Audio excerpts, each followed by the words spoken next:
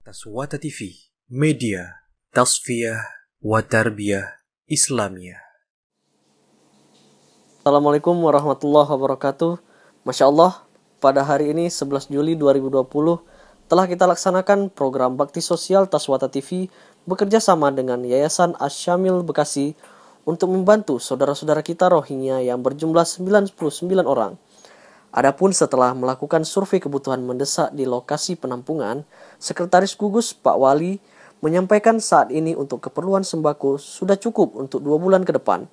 Beliau menyarankan untuk bantuan saat ini bertitik fokus pada snack di sela-sela makan dan kipas angin untuk istirahat nyaman. Hal inilah yang mendorong kami, tim Taswata TV, bekerja sama dengan Yayasan Asy-Syamil untuk memberikan bantuan berupa 15 unit kipas angin, 3 dispenser beserta 6 galon yang siap digunakan, dan lebih kurang 10 kotak pakaian layak pakai. Jazakumullah khairan kami ucapkan kepada Yayasan Asy-Syamil Bekasi dan seluruh muhsinin lainnya yang telah mensupport terselenggaranya program bakti sosial ini. Barakallahu fikum.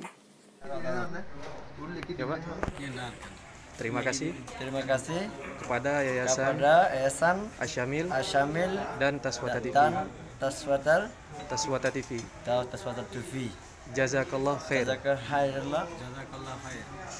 Jazakallah khair.